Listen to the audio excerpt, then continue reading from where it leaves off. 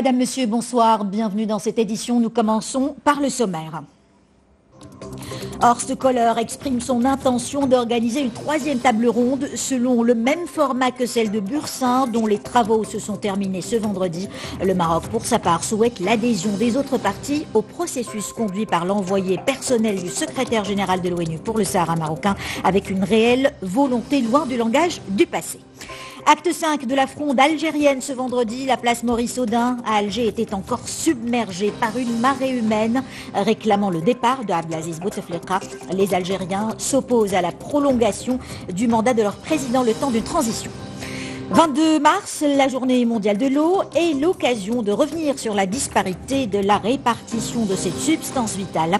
Un projet de raccordement de 10 communes rurales privées d'eau dans la province de Zagora est en cours de réalisation. Et nous terminerons cette édition avec des notes de Rarnati et de reggae. Les deux musiques se sont harmonieusement mêlées lors d'un concert qui a réuni des centaines de mélomanes dans la ville d'Oujda. Les discussions étaient courtoises, ouvertes et se sont déroulées dans une atmosphère de respect mutuel. C'est ainsi que l'envoyé personnel du secrétaire général de l'ONU pour le Sahara marocain a décrit la table ronde de Bursin. Durant 2 jours, les délégations du Maroc, de l'Algérie, du Polisario et de la Mauritanie se sont rencontrées dans la banlieue genevoise, et toujours selon Horst Köhler, qui s'est exprimé devant la presse cet après-midi. Les délégations ont eu des discussions approfondies sur les moyens à même de parvenir à une solution politique mutuellement acceptable, conformément aux dispositions de la dernière résolution 2440 du Conseil de sécurité. Il a aussi exprimé son intention d'organiser une troisième table ronde selon le même format. Youssef Lahmidi, Abdelalim Kawi, Neza Machi. Les délégations se sont engagées courtoisement et ouvertement et dans une atmosphère de respect mutuel lors de cette session de discussion selon Horst Köhler, qui a exprimé son intention d'organiser une troisième table ronde. We must not relent in our search for a compromise.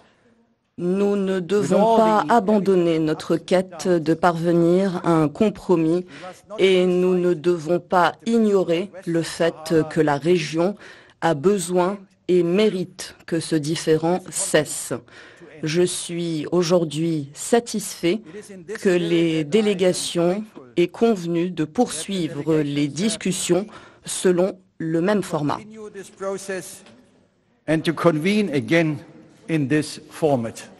Selon l'envoyé personnel du secrétaire général de l'ONU pour le Sahara marocain, les délégations se sont engagées à continuer à adhérer au processus de manière sérieuse et respectueuse.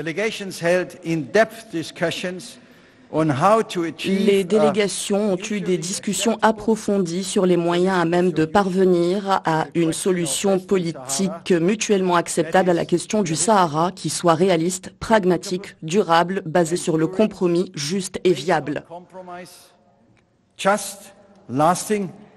Les délégations poursuivront leurs discussions afin d'identifier des éléments de convergence. Horst Köhler ajoute qu'il y a consensus qu'une solution à la question du Sahara marocain bénéficiera à l'ensemble du Maghreb.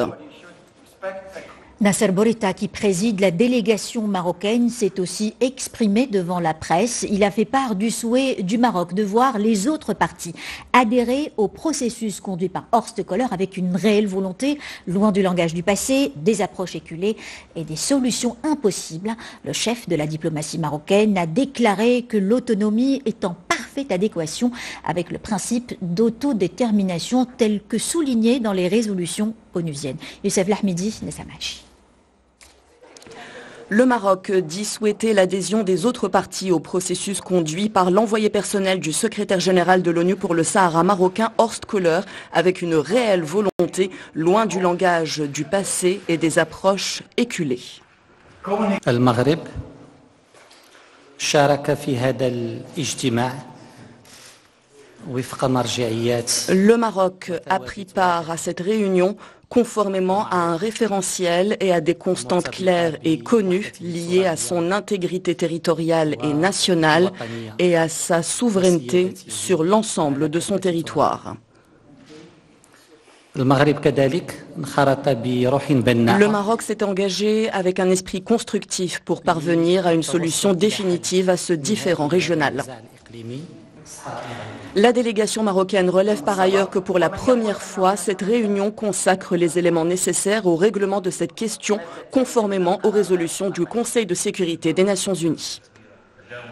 المادة الثانية من قرار 2440 تؤكد أن الحل Le deuxième paragraphe de la résolution 2440 souligne que la solution doit être réaliste et ce qui n'est pas réaliste est impossible. Cette résolution précise également que la solution doit être réaliste et pragmatique et toutes les propositions qui ne sont pas pragmatiques ne sont pas envisageables. Cette résolution souligne que cette solution doit être pratique, basée sur le compromis et durable.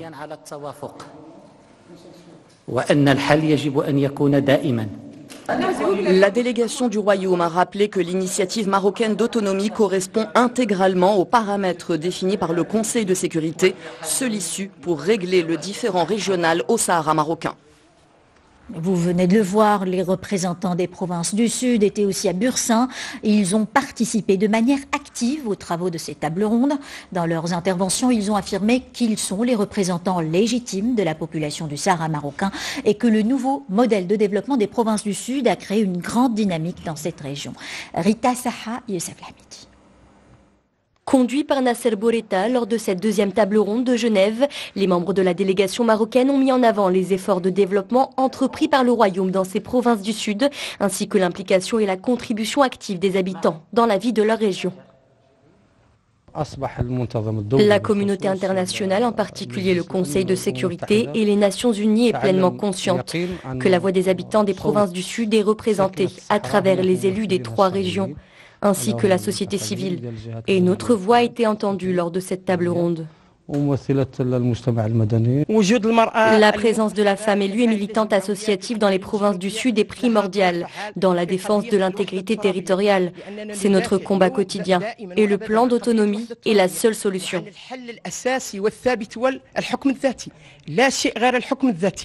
Lors des discussions avec les différentes parties, les élus des provinces du Sud ont été unanimes et ont adhéré au processus conduit par les Nations Unies, à savoir le plan d'autonomie, une solution réaliste, pragmatique, durable, juste et viable. Nous avons mis en lumière tous les aspects du développement. La participation politique, le rôle de la société civile, de la femme et des jeunes, toute la dynamique politique et économique que connaissent les provinces du Sud. C'était l'occasion de présenter notre point de vue. Et pour nous, la seule solution viable sur le terrain est celle du plan d'autonomie.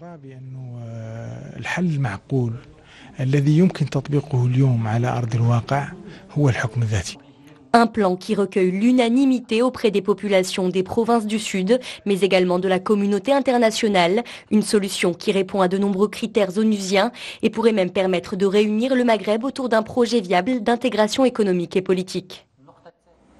L'Algérie, comme vous l'avez suivi, prenait part à ce deuxième round de quadripartite sur le Sahara, est toujours empêtré dans la crise politique interne.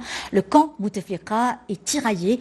Les partis soutenant le chef de l'État ont multiplié les signes dissonants tout au long de cette semaine et contrairement à leurs politiciens, en rang dispersé, les Algériens, eux, ont encore défilé à Alger en un seul cortège. Malgré les averses, la foule réclamant la chute du régime était particulièrement compacte ce vendredi. Rita Saha. Un pinceau à la main, un chevalet et de la couleur, c'est avec ces outils que Hamid encourage ses compatriotes à exprimer leur mécontentement de manière pacifiste. Cet artiste engagé espère laisser ainsi aux générations futures une trace de ce mouvement exceptionnel. J'appelle ce tableau le tableau de la paix. L'idée, c'est que chaque Algérien soit partie intégrante de ce processus. C'est comme un document qui atteste de ce mouvement, comme un poème ou une nouvelle pour les manifestants algériens. Aujourd'hui encore, ce vendredi était synonyme de rassemblement en Algérie.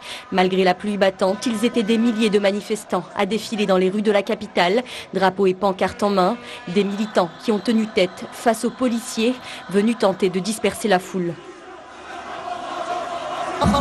Nous avons forcé le régime à démissionner, à se rendre. Nous avons dit stop, le régime doit partir. Nous voulons une nouvelle république qui garantit l'égalité entre tous les citoyens. C'est pour ça que nous sommes sortis dans la rue aujourd'hui. Un élan qui ne s'est donc pas essoufflé depuis plus d'un mois. C'est d'ailleurs le 5e vendredi consécutif que les Algériens se donnent rendez-vous par milliers dans les rues des différentes villes du pays. Si les principaux partis au pouvoir ont tourné le dos à Abdelaziz Bouteflika, le peuple lui réclame encore et toujours sa démission et la tenue d'élections dans les plus brefs délais. Au Proche-Orient, Benyamin Netanyahou a réagi au tweet de Donald Trump favorable à la reconnaissance de la souveraineté d'Israël sur le Golan, un plateau syrien au nord du lac Tibériade, conquis en 1967 puis annexé en 1981 par l'État sioniste, alors que la communauté internationale n'a jamais reconnu cette annexion et que la Syrie dénonce ce vendredi une ignorance du droit international. Les propos du président des États-Unis sont accueillis par les médias israéliens avec bonheur, mais aussi avec une certaine circonspection. La plupart des commentateurs ne manquent pas de souligner que le président américain a offert un cadeau inespéré à Netanyahou, en difficulté dans les sondages à l'approche des élections législatives le 9 avril prochain. L'appel du muezzin a résonné dans toute la Nouvelle-Zélande ce vendredi en hommage aux victimes de Christchurch. Il a suivi 2 minutes de silence pour rendre hommage aux 50 musulmans tués il y a une semaine par un extrémiste australien dans 2 mosquées. Des milliers de personnes, dont la première ministre Jacinda Ardern, se sont recueillies près du lieu du carnage. L'Irak, également endeuillé par la mort de 100 personnes. Elles ont perdu la vie hier dans le naufrage d'un bac sur le Tigre à Mossoul. Les victimes, en majorité des femmes et des enfants, célébraient le nouvel an kurde et la fête des mères. L'embarcation surchargée sur laquelle elles devaient rejoindre un parc de loisirs s'est retournée, les engloutissant dans les flots. Et suite à ce drame, Sa Majesté le roi Mohammed VI a envoyé un message de condoléances et de compassion au président irakien. Les flots qui ont aussi fait près de 400 victimes en Afrique australe. Ils ont été provoqués par le cyclone Idai qui a balayé la semaine dernière le Mozambique puis le Zimbabwe. L'ONU estime que 1,7 million de personnes auront au final besoin d'une aide au Mozambique, au Zimbabwe voisin. Et selon les Nations Unies toujours, pas moins de 200 000 personnes sont touchées par ce désastre naturel. Nous sommes le 22 mars, la journée mondiale de l'eau. Ce constituant biologique est essentiel, vous le savez, pour tous les organismes vivants, mais sa répartition est très inégale dans plusieurs pays du monde. Au Maroc, certaines régions en manquent, leurs habitants n'ont pas d'eau courante, et c'est le cas de plusieurs communes rurales dans la province de Zagora. Un projet de raccordement au profit d'une dizaine de douars est en cours de réalisation.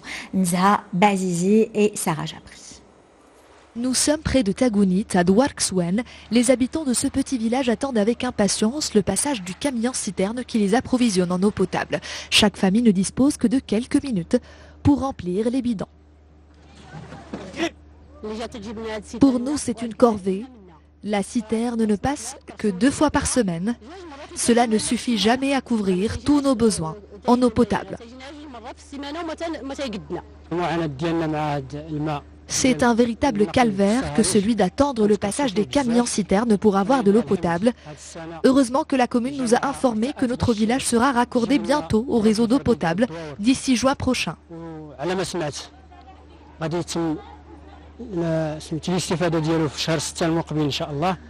Pour pallier à cette situation, des travaux de raccordement sont en cours au niveau de 10 douars relevant de cette commune rurale. À terme, ils permettront à plus de 8000 personnes d'accéder à une eau potable de qualité et en quantité suffisante. 8 millions de dirhams ont été investis pour ce projet. La première phase est presque finie. Tout est alimenté à l'énergie solaire.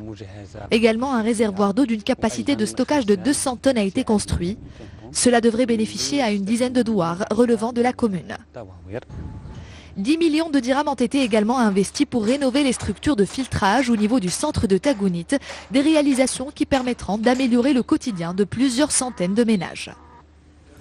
Le 22 mars, en termes météorologiques, est aussi le deuxième jour du printemps et cette saison propice au bourgeonnement et à la floraison des plantes provoque une véritable bataille immunitaire chez 10 à 20% des Marocains. Et ce sont les grains de pollen qui sont responsables de cette allergie. L'organisme qui ne reconnaît pas ces corps étrangers met en effet tout en œuvre pour les éliminer, ce qui se traduit par des écoulements nasaux, des éternuements, des démangeaisons ou encore une conjonctivite. Isa Charqi, Mohamed Jaim. Le printemps, une saison tant attendue qui marque le retour du beau temps mais aussi des allergies. Et pas n'importe lesquelles, l'allergie pollinique. Une réaction qui pousse les personnes sensibles à fuir toute source de pollen. Le printemps, c'est la saison des allergies. Il faut donc éviter les endroits fleuris. La plupart des arbres provoquent ces allergies qui touchent particulièrement les enfants. Je souffre d'allergies et j'évite donc de trop m'approcher des arbres. La rhinite allergique, appelée également rhume des foins, est une réaction à un ou plusieurs types de pollen que l'on trouve dans 3 groupes principaux, les arbres, les graminées et les herbacées. Les allergies respiratoires qui sont très fréquentes, surtout en cette saison, il y a beaucoup d'allergies au pollen notamment, des herbacées, des plantes. On a un panel assez large qui permet justement de répondre aux cliniciens lorsqu'ils suspectent une allergie, soit disant une rhinite, une conjonctivite, un asthme allergique ou autre. Ainsi, le pollen, en se répandant dans l'air, provoque une réaction du système immunitaire qui entraîne chez l'allergique une inflammation de la conjonctive des yeux et de la muqueuse nasale. Une symptomatologie qui est très handicapante, essentiellement représentée par l'obstruction nasale, c'est-à-dire le nez bouché, et ça c'est très dérangeant pour les patients. Et parfois, ils ont même un prurite conjonctival dans le cadre d'une conjonctivite allergique associée. Pour les allergiques, le printemps ne rime pas qu'avec soleil et bonheur. 40% de la population mondiale souffrirait d'allergies, dont la prédisposition est souvent héréditaire.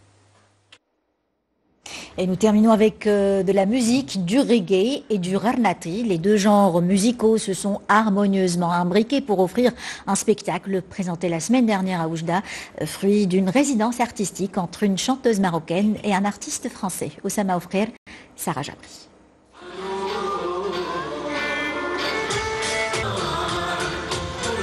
D'une voix suave à la large tessiture, Bayan Belayachi revisite le répertoire de la musique rarnati dont elle est l'une des ambassadrices. Pour ce spectacle, elle s'est séparée de sa mandoline pour laisser place aux notes reggae de Wedding Dub qui accompagne sa prestation. Voilà, c'était aussi un hommage à ce reggae jamaïcain qui maintenant, bien sûr, sous d'autres voix et peut-être de manière plus moderne, sera présenté ce soir au public oujdi. Universel, fusion, rarnati et reggae dub est le fruit d'une résidence artistique de 8 jours, durant lesquels les deux artistes ont mêlé leur univers musicaux avec une grande créativité.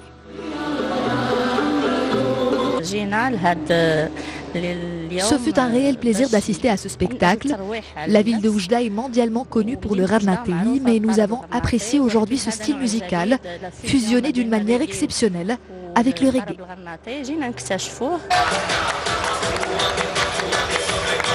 L'occasion aussi de découvrir un acteur emblématique de la scène néo-dub française, l'artiste Wedding Dub, qui sublime le reggae, un genre musical inscrit depuis le 29 novembre dernier sur la liste du patrimoine culturel immatériel de l'humanité. C'est avec ces notes rythmiques que nous terminons ce journal dont voici le titre principal. Horst Köhler exprime son intention d'organiser une 3e table ronde selon le même format de celle de Bursin dans la banlieue de Genève et dont les travaux se sont terminés ce vendredi. Le Maroc, pour sa part, souhaite l'adhésion des autres parties au processus conduit par l'envoyé personnel du secrétaire général de l'ONU pour le Sahara marocain avec une réelle volonté, loin du langage du passé, des approches éculées et des solutions impossibles. Voilà pour l'information de ce vendredi. Vous pouvez revoir ce journal en replay sur le site 2m.ma. Dans moins d'une demi-heure, le journal en langue arabe avec Hicham Rafaoui. Excellente soirée à tous.